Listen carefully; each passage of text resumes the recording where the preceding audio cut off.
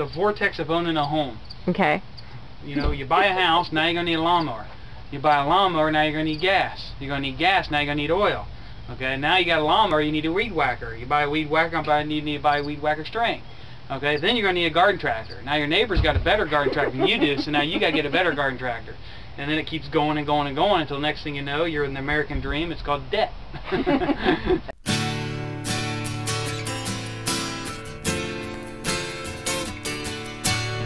So that's what we started doing, was raising organic meat. And then it got to the point where it's profitable enough where I could quit my job at the city. So I quit the city job, which most people thought I was crazy, and started farming full time. And so we did that for how many years? 8. 8 years. And then once we started making it lucrative, I guess you could say, this is when the ethanol stuff started coming into play. Tell me about that. And well, we watch all the markets, the gold, the fuel, and all that, because farming is a commodity business. Once the ethanol started coming into play, started raising the price of corn. In farming, especially livestock, your biggest expense is fuel and feed, and the two things have went up and not come down. Is both. So with the markets all high, the corn market was high, the beef market's been high. You know, we were paying anywhere from $1.80 to $2 something a bushel. Well, last time we looked at it, it was $5.50 a bushel. Wow. So, you know, trying to buy corn, you know, anywhere from 1,000 to 10,000 bushels of corn at $5.50, that's a lot of money. So we decided either we'd continue farming and slowly go bankrupt for the, you know, in the next 30 or 40 years, or we could sell while the market was high and kind of go into semi-retirement and travel. So that is what we decided to do.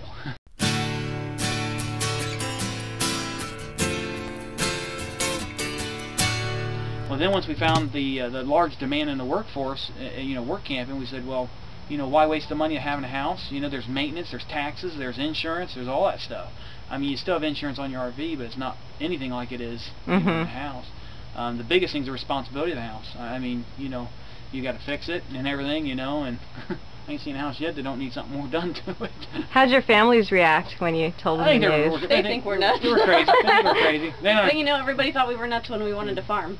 Right. I guess the things that we like about it, about work camping, is one, you get to meet new people.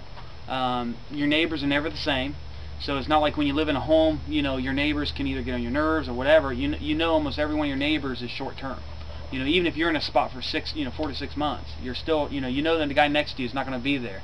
So you only got to get along for so long, you know. But things we don't like about it, really, I haven't found one thing I don't like about it. I mean, we don't mind doing pretty much any kind of work. It does, you know, we don't complain too much about that. I mean, as far as how long we're going to do it, I don't foresee me not, you know, stopping as long as my health's good and I can drive. Well, I think the biggest thing is when all you have is food and fuel of your expenses, then you don't really need a whole lot. You don't need that $20 an hour job or whatever. Right. You know, $8 an hour is pretty good for, you know, 8, 10, 15, whatever. And it's about compromise. It's about compromise. I mean, it's a lifestyle change. I mean, we go yard stone or something like that. You know, see all this stuff. You're like, oh, I could use it. It's like, no, don't need that. You know, so you gotta really reel yourself in. You know, when it comes as far as your needs, I guess, and your wants. Do you guys, you still have your property back in Ohio, but what did you do with all your personal belongings?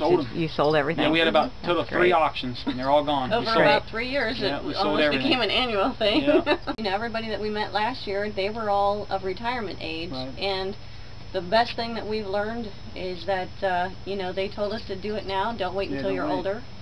For one thing, you're never promised the next day, and by the time you wait another 20 or 30 years, you just might not even be able to, you know, you might be handicapped, or, you know, you just won't function as well. And everybody told us to do it now, and that's what we're doing. Yeah, we're on the road. Yeah.